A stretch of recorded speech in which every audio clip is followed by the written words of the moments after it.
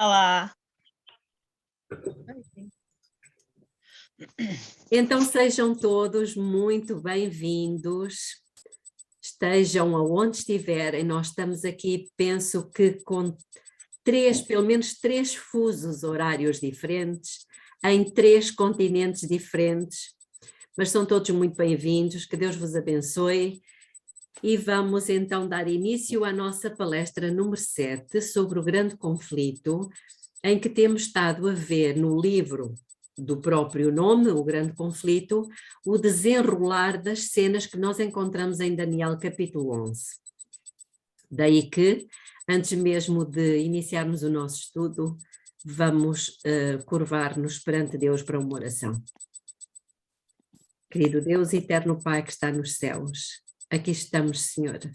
Aqui estamos infinitamente gratos, porque o Senhor nos chamou para uma missão.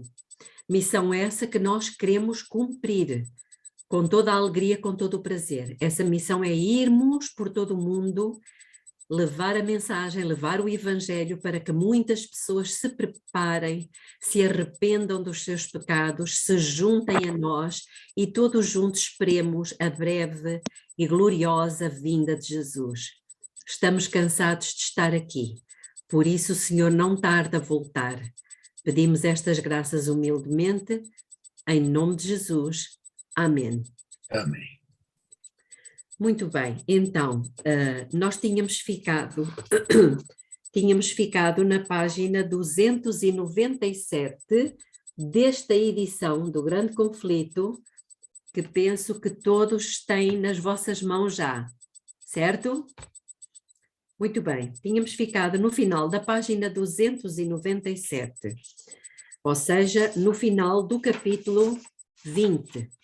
Mas vamos então ler no final da página, porque nós recordamos-nos do que é que tínhamos visto anteriormente, que tinha havido um despertamento quando começou a ser pregada a mensagem da breve vinda de Jesus.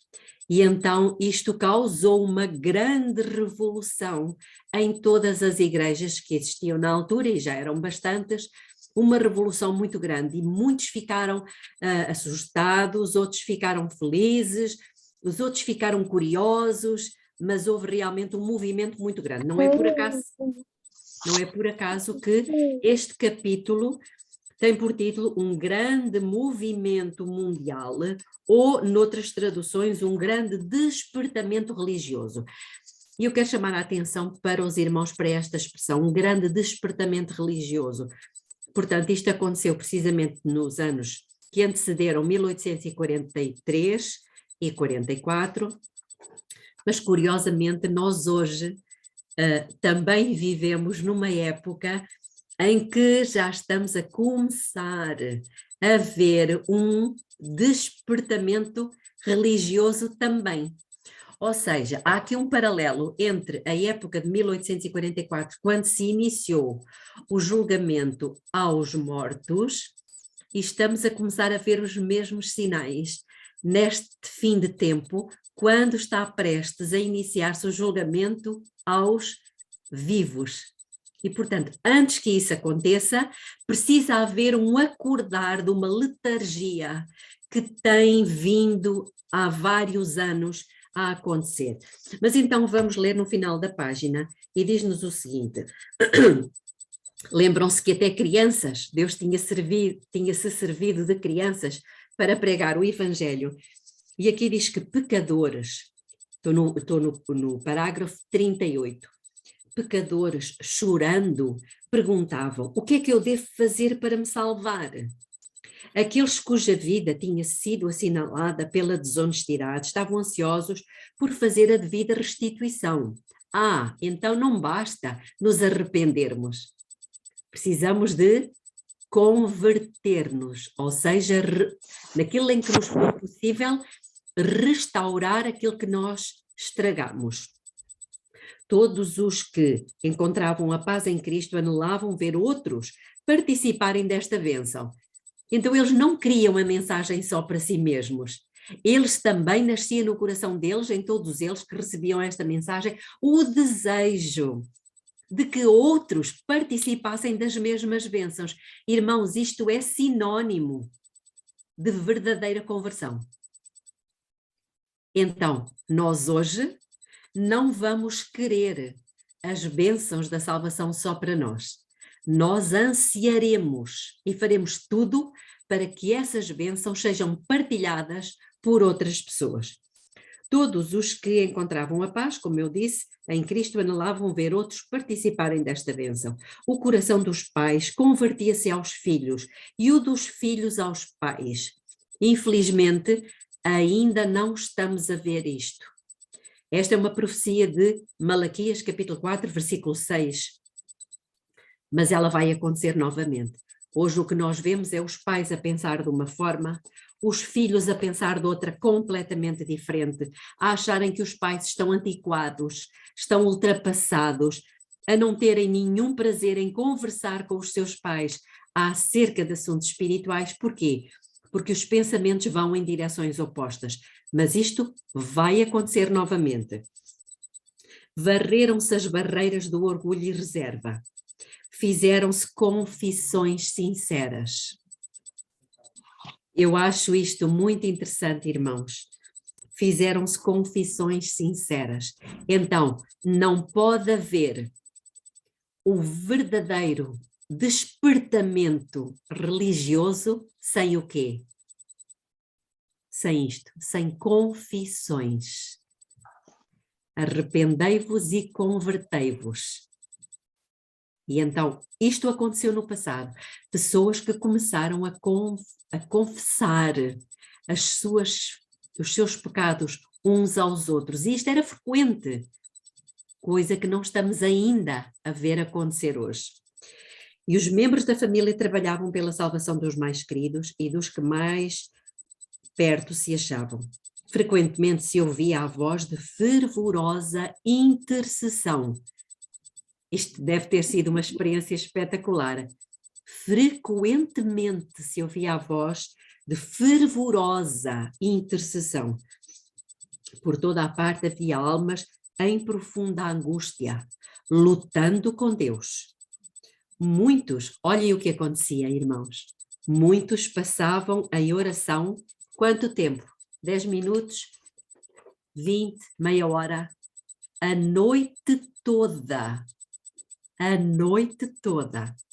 Para quê? Para que é que eles oravam? A noite inteira. Eu quando estava no Pico, e a Célia sabe disto, nós fizemos muitas vigílias, orámos muitas vezes, orámos muitas horas, louvávamos a Deus, eram momentos magníficos. E chegávamos a passar a noite inteira, ou quase, não era bem a noite inteira, mas muitas horas da noite. Mas curiosamente que aqui nesta altura, 1843-44, era para quê? Para obter a certeza de que os seus pecados estavam perdoados. Ou pela conversão dos parentes ou vizinhos. Isto é extremamente importante. Esta necessidade de termos a certeza. A Susana está-nos aqui a dizer que ela já fez isto sozinha. Não é verdade? Mas o que Deus nos pede é que isto aconteça em conjunto. E nós temos estudado, eu pelo menos, com outros irmãos do Brasil, temos estudado a revista da Semana de Oração, dos 10 dias de oração, e lá vem exatamente este aspecto, que é a oração conjunta. Tem um poder que as orações individuais não conseguem ter. Há muita necessidade disto.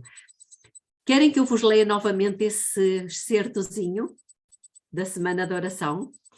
Eu vou ler. Vou ler porque eu acho que isto é importantíssimo, até porque isto está numa revista, aliás, numa revista não, num livro do Espírito de Profecia, que não está traduzido para português, infelizmente. Toda a coleção dos Manuscript Releases não estão traduzidos. Pelo menos oficialmente. Então diz-nos aqui, é Deus a falar, peça-me e eu responderei aos seus pedidos. E, irmãos, isto é um texto bíblico. Pedi e dar-se-vos-á. Curiosamente está na primeira pessoa do plural. Já repararam? Não é pede e eu te darei. Diz peçam e eu vos darei. E ela continua. A promessa é feita com a condição de que a igreja ofereça orações conjuntas. Uau! E em resposta a essas orações, pode-se esperar um poder maior do que aquele que vem em resposta a uma oração particular. Irmãos, o que é que Deus nos está a dizer? Juntem-se em grupos. Ainda hoje à tarde estive com 6 irmãs, comigo éramos 7, o número da perfeição. E nós não só estivemos a estudar, nós tivemos vários momentos de oração e de louvor. É isto que Deus nos está a dizer, irmãos, oração conjunta. Diz que tem um poder maior do que aquele que vem em resposta a uma oração particular. E depois diz, o poder dado será proporcional à unidade dos membros e seu amor por Deus e uns pelos outros. É isso que fizeram os discípulos, né? Exatamente. Então, meus irmãos, nós precisamos juntar-nos com aqueles que estão nessa disposição. Orar em conjunto, porque a resposta de Deus, o poder que vem daí, é proporcional, como diz aqui, à unidade dos membros. O que é que veio fazer a pandemia? Unidade? Vejam como Satanás sabe que se aproxima o tempo em que os membros que têm o mesmo objetivo vão se unir para orar. E o que é que ele fez? Separar, cada um na sua casa. Irmãos, não é isto que Deus pede. Então ele diz que esse poder será proporcional à unidade dos membros e ao seu amor para com Deus e uns para com os outros. Você pode dizer aonde está isso, Belinha? É o 9º volume do Manuscript Releases, na página 303. Ok?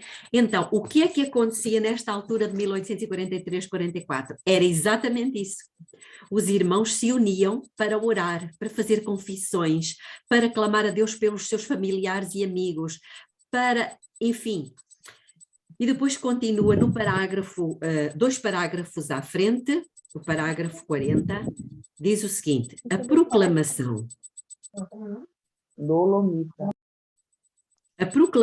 de um tempo definido para a vinda de Jesus Cristo, reparem o que não é a mensagem de que Jesus viria, é a proclamação de um tempo definido para a vinda de Jesus, despertou grande oposição de muitos, dentre todas as classes, desde o ministro, no púlpito, até ao mais ousado pecador. Então qual era o problema? Era a pregação de que Jesus estava para voltar? Não. Era o quê? Tempo definido. Era o tempo definido.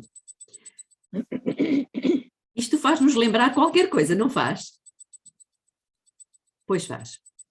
Cumpriram-se as palavras da profecia. Quais eram as palavras? Nos últimos dias virão escarnecedores, andando segundo as suas próprias concupiscências e dizendo, onde está a promessa da sua vinda? Porque desde que os pais dormiram, todas as coisas permanecem como desde o princípio da criação. Então, esta citação bíblica, ela dizia respeito a quem? Aos crentes. Muitos que professavam amar o Salvador declaravam que se não opunham à doutrina do segundo advento. Será? Eles diziam isto. Faziam objeções unicamente ao tempo definido. Mas os olhos de Deus, que veem tudo, liam-lhes o coração. Não desejavam ouvir acerca da vinda de Cristo para julgar o mundo com justiça. Haviam sido servos infiéis. As suas obras não resistiriam à inspeção do Deus que sonda os corações e receavam encontrar-se com o Senhor. Mas eles eram crentes e eles diziam que amavam a vinda de Jesus. Mentira. Tais como os judeus nos dias de Cristo não estavam preparados para o receber. Por quê? Porque não o amavam. Contudo, eram crentes e Deus sabia disto. As igrejas estavam cheias deste tipo de pessoas. Continuando. Não somente se recusavam a ouvir os claros argumentos das Sagradas Escrituras, mas procuravam ridicularizar os que aguardavam o Senhor. Satanás e os seus anjos exultavam e lançavam afronta ao rosto de Cristo e dos santos anjos por o seu povo professo lhe ter tão pouco amor e não desejar o seu aparecimento. Podemos imaginar Satanás e os seus anjos rindo às gargalhadas na cara de Jesus e dizendo: são estes que tu dizes que te amam? Que pertencem à tua igreja? Eles não estão minimamente interessados na tua vinda. Eles não te amam, eles me amam a mim. Conseguem imaginar? Olá, Rutinha, bem-vinda. Conseguem imaginar o que é que Jesus passou nesta altura? Continuando. Daquele dia e hora, ninguém sabe. Era o argumento mais frequentemente aduzido por quem? Por aqueles que rejeitavam a fé do advento. Então, quem rejeitava a fé, qual era o argumento que utilizava? Era um argumento bíblico. Qual era? Daquele dia e hora ninguém sabe. Que interessante. A passagem é: daquele dia e hora ninguém sabe, nem os anjos do céu, nem o Filho, mas unicamente o meu Pai. Uma explicação clara e harmoniosa desta passagem era apresentada pelos que aguardavam o Senhor e o emprego errôneo que da mesma faziam os seus oponentes foi claramente demonstrado. Então, quem acreditava na vinda de Jesus demonstrou com clareza que aquela passagem não queria dizer aquilo. Estas palavras foram proferidas por Jesus Cristo na memorável conversação com os discípulos no Monte das Oliveiras, depois que ele, pela última vez, se afastou do templo. Os discípulos haviam feito a pergunta: que sinal haverá da tua vinda e do fim do mundo? Jesus deu-lhes sinais e disse: quando virdes todas estas coisas, sabei que ele está próximo às portas. Não se deve admitir que uma declaração do Senhor destrua outra. Então Jesus tinha dito: quando virdes estas coisas, sabei que ele está próximo às portas. Conquanto ninguém saiba o dia ou a hora da sua vinda, somos instruídos quanto à sua proximidade. E isto nos é exigido saber. Não é aconselhado, nos é exigido saber.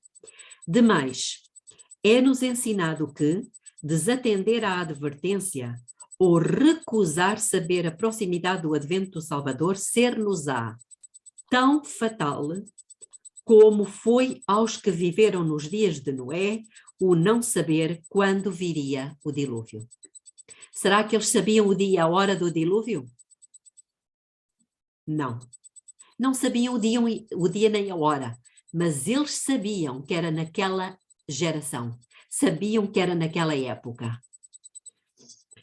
Continuando. Vamos dar um saltinho agora para o final da página, para o parágrafo 44. Os mais humildes e devotos nas igrejas eram geralmente os primeiros a receber a mensagem. Então quer dizer que os doutores e que os professores, os das classe alta, não foram os primeiros a aceitar. Foram, curiosamente, os mais humildes. Isto lembra-nos alguma coisa? certamente que nos lembram o que aconteceu antes do nascimento de Jesus. Quem é que aceitou a mensagem? Quem é que estava desejando que o Messias viesse? Os mais humildes, os pastores, com alguma exceção daqueles reis do Oriente, não é verdade? Que realmente também tinham a mesma fé. Mas em 1844 foi exatamente a mesma coisa. Os que estudavam por si mesmos a Sagrada Escritura não podiam deixar de ver o desacordo das opiniões populares com os textos sagrados referentes à profecia. Onde quer que o povo não fosse dirigido, irmãos, olhem esta declaração, é fortíssima. Onde quer que o povo não fosse dirigido pela influência do corpo ministerial, onde quer que por si mesmo investigasse as Escrituras, a doutrina do Advento precisava apenas ser comparada com as Escrituras para estabelecer-lhe a autoridade divina. O que é que isto nos diz? Que aqueles que estudavam por si próprios não se deixavam levar pelas opiniões dos doutores da lei. Mas era com imensa facilidade que não viam contradição nenhuma nas Escrituras. Muitos eram perseguidos. Perseguidos por quem? Pelo clero. Pelos seus irmãos descrentes. Oh, irmãos, mas isto não é um paradoxo? A quem é que nós chamamos irmãos? Não é aos crentes? Mas aqui diz que os irmãos eram descrentes. Então, é possível estar na igreja e ser descrente? É, infelizmente. Por isso é que eles perseguiam os seus irmãos crentes. Alguns, a fim de conservar a sua posição na igreja, é triste, resolveram não falar a respeito da sua esperança. Ou seja, eles negaram a Cristo. Eles davam mais valor e tinham mais consideração pela posição que ocupavam nas igrejas do que pela mensagem da próxima vinda de Jesus. Outros, porém, sentiam que a lealdade para com Deus não lhes permitia ocultar desta maneira as verdades que ele lhes tinha confiado. Não poucos foram separados da comunidade da igreja unicamente pelo motivo de exprimirem a sua crença na vinda de Jesus. Irmãos, eles estavam cada um nas suas igrejas, mas nas várias igrejas a que eles pertenciam, se eles manifestavam acreditar na próxima vinda de Jesus, o que é que lhes faziam? Eles eram separados, eram riscados, eram eliminados, eram expulsos. Pois é. Muito preciosas se tornaram aos que suportavam esta prova da sua fé as palavras do profeta: vossos irmãos que vos aborrecem e que para longe vos lançam por amor do meu nome, dizem: glorifique-se o Senhor, porém aparecerá para a vossa alegria e eles serão confundidos. Isto encontra-se em Isaías 66:5. Vamos para o parágrafo seguinte, para metade do parágrafo, ou seja, para o final da página 300. Algumas semanas antes do tempo, as ocupações seculares foram, na sua maior parte, postas de lado, ou seja, as pessoas deixaram os seus trabalhos, elas deixaram a agricultura. Porquê? Porque nada mais interessava, nada mais tinha valor. A única coisa que elas queriam era preparar-se para a vinda do Senhor. E elas oravam, louvavam a Deus, juntavam-se em reuniões, passavam muitas horas. Isto faz-me lembrar, eu aqui há dias dizia isto, faz-me lembrar a letra de um hino que o pastor Fernando Iglesias canta, que tem por título Quando o Vento do Espírito Soprar. Sabem o que é que diz a letra depois? E a rotina da igreja sair do seu normal. Sabem o que é que isso quer dizer, irmãos? É que nós não vamos mais continuar da mesma forma. Nós sairemos talvez das nossas casas, não é para ir para o trabalho, não é para ir para o escritório, nem para ir para a escola. Sabem para que é? Para irmos para as igrejas ou para irmos para a casa dos irmãos. Fazer o quê? Louvar, cantar, estudar a palavra do Senhor. Era isto que acontecia nesta altura. Vai voltar a acontecer. Então, como se estivessem no leito de morte, escutem isto, e devessem dentro de poucas horas cerrar os olhos às cenas terrestres, os crentes sinceros examinavam cuidadosamente todos os pensamentos e emoções do seu coração. Eles não examinavam a vida dos outros, eles examinavam cuidadosamente os seus pensamentos, irmãos.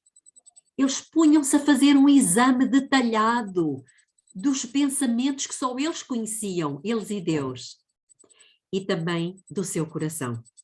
Não houve confecção de vestes para a ascensão. Todos sentiam, porém, a necessidade de evidência íntima de que estavam preparados para encontrar-se com o Salvador. As suas vestes brancas eram a pureza da alma, o caráter purificado do pecado pelo sangue expiatório de Cristo. Ellen White agora tem um lamento. Oxalá ainda houvesse entre o povo professo de Deus o mesmo espírito de exame de coração, a mesma fé ardorosa e resoluta. Se desta maneira tivessem, ou a igreja tivesse continuado a humilhar-se perante o Senhor, lembram-se de 2 de Crônicas 7,14? Se o meu povo, que se chama pelo meu nome, se humilhar, se a igreja tivesse continuado a instar com as suas petições no propiciatório, estariam de posse de uma experiência muito mais rica do que aquela que agora possuem. Exatamente. Há muito pouca oração, muita falta da verdadeira convicção do pecado. Irmãos, isto é importante. Ela faz aqui a associação entre oração e convicção do pecado. Irmãos, hoje nas nossas igrejas, o que é que nós vemos? Pessoas em pecado, algumas em pecado aberto, outras em pecado encoberto, que ninguém sabe, a não ser elas e Deus. Mas será que elas têm a verdadeira convicção disso? Lida-se com isso e continua-se a acariciar esses pecados como se isso fosse uma coisa natural. Toda a gente faz, toda a gente pratica. Irmãos, diz aqui que muita falta da verdadeira convicção do pecado e a ausência de uma fé viva deixa a muitos destituídos da graça tão ricamente provida por nosso Redentor. Deus intentara provar o seu povo. Então, esta situação que aconteceu em 1844 foi uma prova. E foi uma prova que Deus trouxe propositadamente. A sua mão ocultou um erro. Vejam que foi a mão de Deus que ocultou, tapou um erro no cômputo dos períodos proféticos. Os adventistas não descobriram esse erro. E a mesma coisa se encontra no livro Primeiros Escritos, eu vou ler porque é uma citação pequenina, Primeiros Escritos, na página 246, e diz assim: vi o desapontamento dos que confiavam quando Jesus não voltou no tempo que esperavam. Havia sido propósito de Deus ocultar o futuro e levar o seu povo a um ponto de decisão. Então, por que é que Deus ocultou aquele erro? Para que houvessem decisões. Foi uma prova. Sem a pregação de um tempo definido para a vinda de Cristo, a obra que Deus designara não teria sido não teria sido executada. Satanás estava levando muitos a olharem para além do futuro, aos grandes acontecimentos relacionados com o juízo e o fim da graça. Era necessário que o povo fosse levado a buscar fervorosa preparação para o presente. Então, irmãos, por que Deus permitiu, por que Deus tapou aquele erro? Podem abrir os vossos micros. Por que Deus permitiu isso? Para provar a fé. Para provar a fé.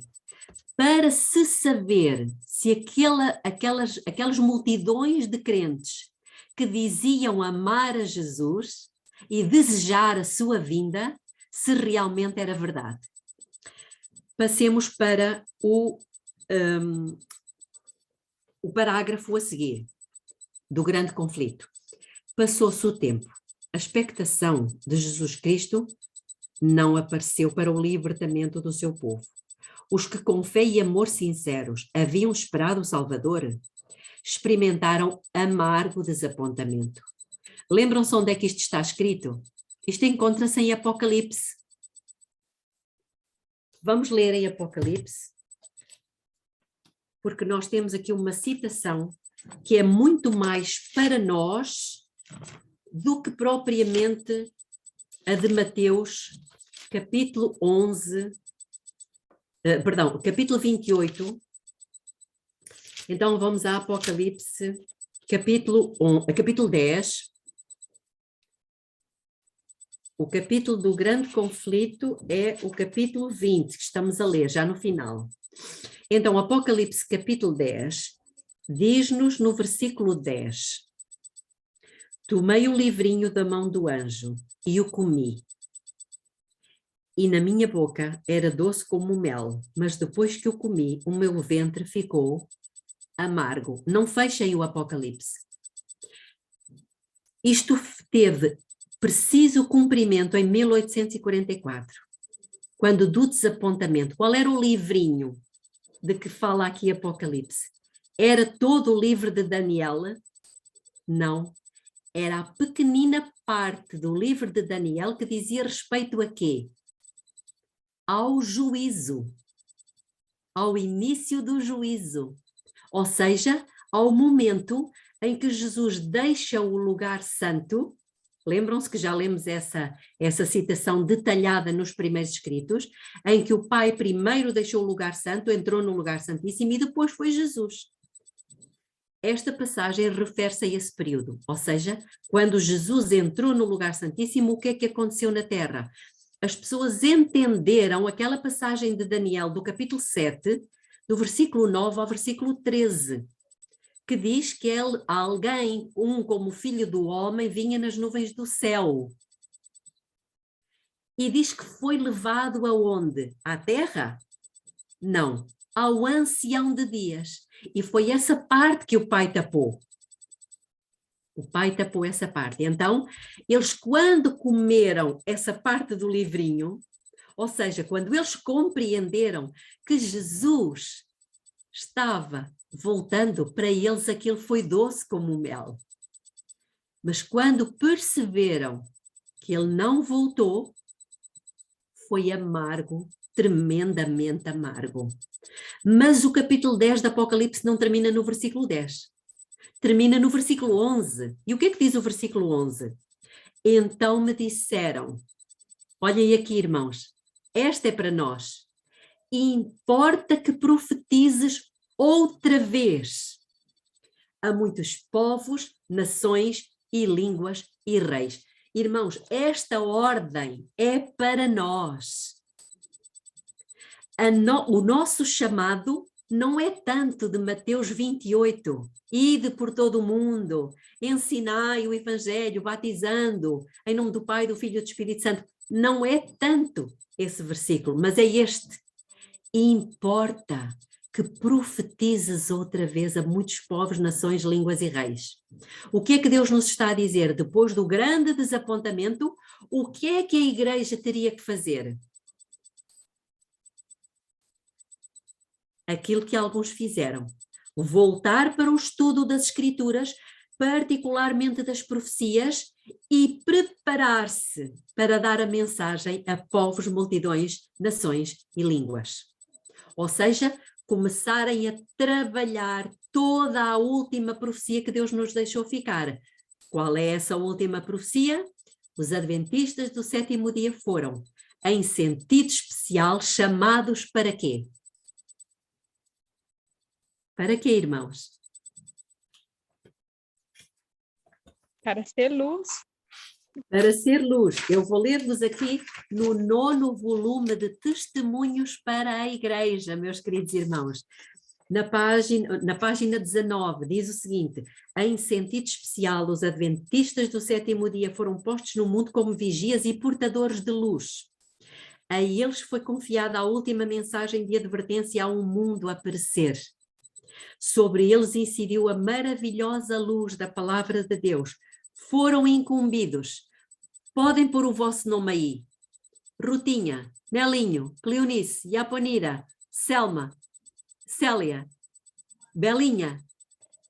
Fomos incumbidos de uma obra da mais solene importância, a proclamação da primeira, segunda e terceira mensagem angélicas. Esta é a nossa missão. Mas foi isto que aconteceu? Vamos continuar a ler no Grande Conflito.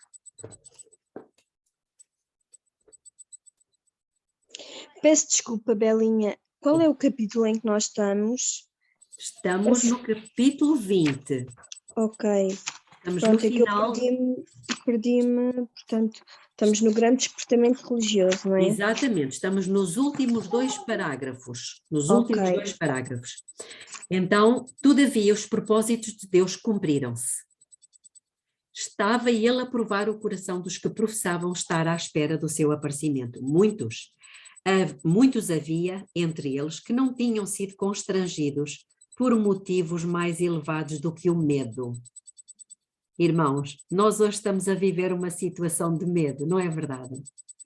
O que é que o inimigo tem feito? A cultura do medo. Através de uma doença. Irmãos, não é só, mas há uma arma que o inimigo utiliza para conseguir levar as pessoas aonde ele deseja. É o medo. E agora que a notícia da questão da pandemia, o medo já está desaparecendo, há necessidade de uma outra coisa que se faça para continuar a colocar o pânico, o medo no coração das pessoas. Poderá ser uma guerra, poderá ser um ataque terrorista, poderá ser várias coisas, mas nós devemos estar conscientes de que o inimigo vai voltar a trazer à tona a questão do medo.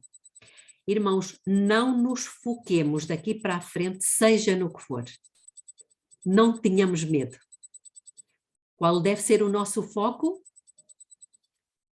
2 coisas, irmãos, e eu vou dizer-vos aqui, prestem atenção ao que eu vos vou dizer. Nós estamos, não em 1844, nós já estamos no fim dos períodos proféticos. O povo de Deus precisa de 2 coisas. Arrependimento, ou seja, oração para que Deus consiga trazer um arrependimento, mas não é só pessoal, porque nós temos trabalhado muito a questão do arrependimento pessoal. O que é necessário? O arrependimento corporativo. Percebem o que é que eu estou a dizer? Irmãos, precisa de haver um arrependimento da liderança. Se algum pastor me está a ouvir, o que eu estou a dizer está escrito. Arrependimento corporativo. Tem que haver um convencimento da liderança. Este é um primeiro aspecto. Segundo aspecto, o que nós necessitamos, porque nós estamos neste momento a viver no olho do furacão. Sabem o que é que isso significa? Quando há um furacão, primeiro vêm ventos fortíssimos, depois há uma zona que é chamada o olho do furacão, em que não se passa nada. Está tudo tranquilo. Mas o que é que vem depois? A segunda parte do furacão. E nós estamos exatamente aqui, irmãos. É como num tsunami. Antes de vir a destruição, a grande destruição, o que é que acontece ao mar? Recua. Ele recua. Irmãos, nós estamos aqui agora. Sabem onde é que nós temos que concentrar a nossa atenção? Eu já disse, uma das coisas é a oração por um reavivamento da verdadeira piedade entre nós, que não existe. Segundo aspecto, precisamos preparar-nos rapidamente, lendo tudo o que nós pudermos acerca dos tratamentos naturais. Irmãos, precisávamos já ter feito a reforma da saúde há muito tempo, mas ainda há tempo. Mas acima de tudo, irmãos, vai haver muitas pessoas doentes. Escutem o que eu vos vou dizer. Nós precisamos estar a estudar intensivamente. Não permitam, irmãos, eu estou a dizer-vos isto com a certeza do que eu vos estou a dizer. Não permitam que o vosso tempo seja absorvido, consumido por outras coisas. Porque vocês vão precisar de conhecer os conselhos sobre o regime alimentar, os conselhos sobre saúde, a ciência do bom viver. Precisamos de conhecer os tratamentos, tratamentos com água, tratamentos com plantas, tratamentos com coisas naturais que o Senhor nos deixou ficar há tanto tempo e que muitas vezes na nossa casa estão guardados na prateleira para que nós possamos ser usados como médicos missionários para curar pessoas, para que elas depois possam ouvir a mensagem do Evangelho. Sou eu que digo isto? Não. Mas este tempo de prova, este tempo do olho do furacão, em que parece que não se passa nada, que volta tudo à tranquilidade, preparem-se. É uma prova que o Senhor está fazendo à sua igreja.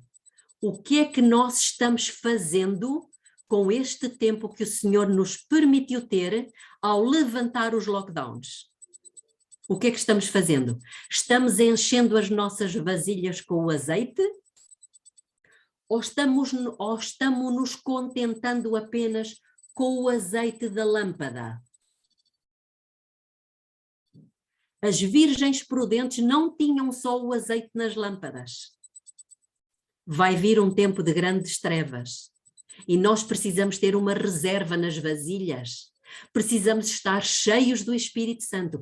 E estar cheios do Espírito Santo é sinónimo de estarmos cheios de compaixão pelas pessoas, cheios de bondade, cheios de um espírito amoroso, capaz de tratá-las.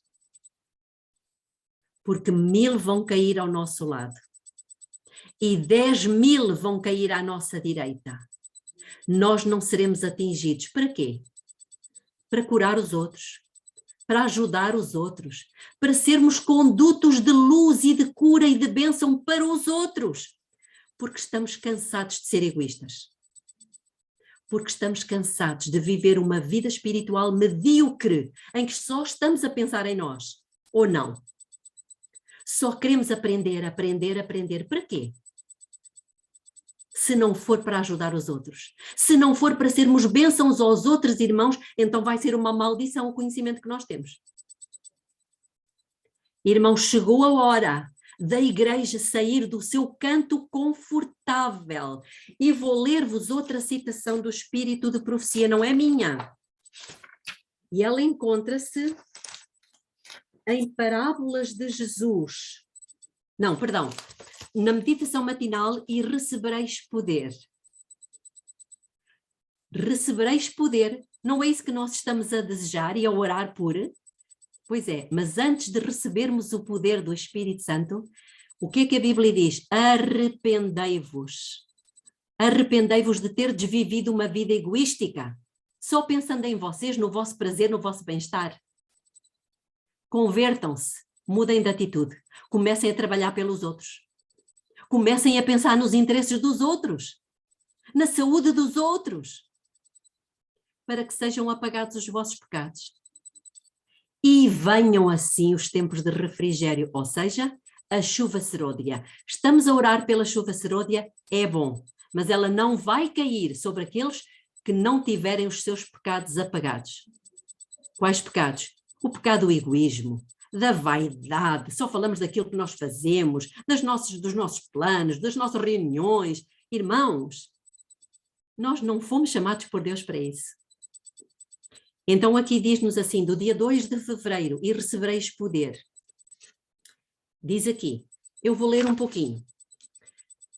A promessa do dom do Espírito de Deus é deixada de lado. Não sou eu que digo. Como uma questão pouco considerada pela Igreja. Ela não é inculcada na mente. Tem que ser inculcada na mente, irmãos. E a nossa mente está entupida, com muito açúcar, com muita carne, peixe, com muita gordura, com muitas sobremesas. Está entupida. É o Senhor que o diz, não sou eu. Ela tem que ser inculcada na mente das pessoas. E o resultado é o que é de esperar. Aridez, trevas, decadência e mortes espirituais. Assuntos de menor importância ocupam a atenção. Que assuntos de menor importância? O futebol, as novelas, a política. Irmãos, quando vem uma guerra, alguém se preocupa em jogar futebol? Alguém se preocupa em saber o próximo episódio da novela? Alguém se preocupa em saber se é a esquerda que ganha ou a direita que ganha? Irmãos, temos à nossa frente tempos complicados.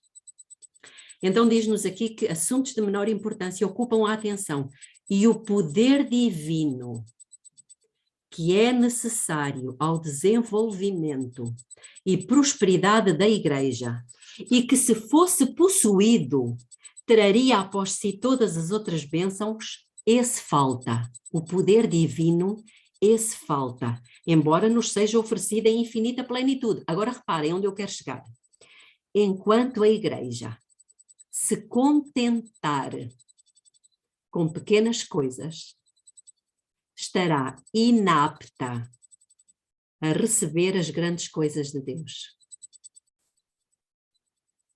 Quais são as pequenas coisas que nós nos temos contentado? Deus respondeu-me a esta oração, Deus protegeu a minha família. Coisas pequenas. O Senhor quer dar-nos grandes coisas, irmãos. Deus quer fazer grandes milagres em nós e através de nós para outros.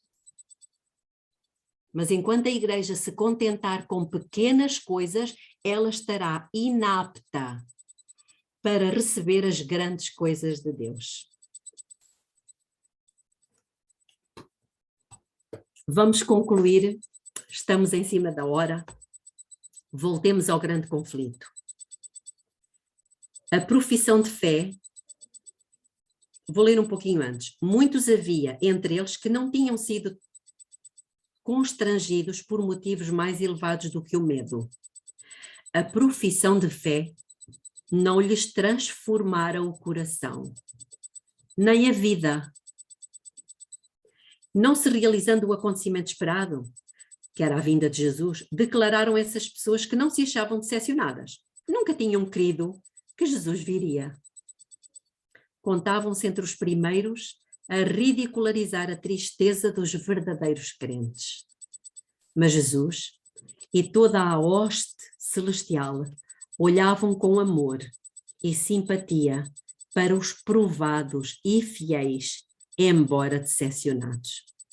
Pudesse descerrar-se o véu que separava o mundo visível do invisível e ter-se-iam visto anjos aproximando-se daquelas almas constantes, escudando-as dos dardos de Satanás. Que maravilha! Irmãos, a partir dessa data, devido à rejeição e à descrença que os crentes tiveram da próxima segunda vinda de Jesus, o que é que aconteceu com as igrejas? Entramos numa escala descendente, uma escalada descendente. E ela encontra-se no capítulo 21 do Grande Conflito, que tem por título A causa de quê? não é só a causa da degradação. É a causa da degradação atual. Irmãos, atualmente existe uma degradação porque ela não apareceu de um dia para o outro. Ela foi a pouco e pouco. E nós para a semana, se Deus quiser, vamos ler aqui declarações fortes, não são minhas, irmãos. São do Espírito Santo. Ou não? Ou Ellen White foi inspirada por outro espírito? Não. Foi o mesmo das Escrituras. Por isso, que Deus nos ajude. Se os irmãos quiserem adiantar e começar a ler o capítulo 21, é um capítulo importante, porque Deus vai nos mostrar aqui porque é que nós estamos da maneira como estamos. Qual foi a origem da doença? Aliás, os irmãos sabem que a medicina que Deus nos ensina é uma medicina muito diferente da medicina convencional. A medicina convencional ensina que se nós temos uma doença, o que é que a medicina convencional faz? Dá medicamentos, dá remédios, dá drogas, certo? Na medicina de Deus não funciona assim. A medicina de Deus, se existe um efeito, tem que se ir examinar a causa. Se elimina a causa, desaparece o efeito. Ou seja, a doença desaparece, mas nós temos que saber o que é que causou. O que é que causou a diabetes, o que é que causou a dor de cabeça, o que é que causou a tensão alta, o que é que... Entenda, irmãos? Então, é isto que Deus nos vai dizer. Porque é que nós hoje estamos no estado atual em que nos encontramos, mas também temos uma boa notícia. É que esse estado, uma vez que nós vamos saber qual foi a causa, pode-se eliminar o efeito. Acham que é importante? É. Deus é maravilhoso. Vamos concluir com uma oração. Querido Deus, eterno Pai que está nos céus, o Senhor é simplesmente fantástico. O Senhor nos dá tudo, a luz toda que nós necessitamos. Nós lhe agradecemos do fundo do nosso coração, porque sabemos que o Senhor tem grandes coisas reservadas para a sua igreja. O Senhor nos deu uma boa noite, o seu bom espírito e uma bênção para todos aqueles que podem estar a passar por dificuldades, por alguma decepção, por uma doença. Que o Senhor conforte, que o Senhor anime, que o Senhor traga cura, que o Senhor nos dê esperança de que tudo isto pode mudar. Amém. Nós lhe suplicamos estas graças, não que mereçamos, Pai, mas em nome e pelos méritos do grande sacrifício de Jesus Cristo, nosso Salvador. Amém.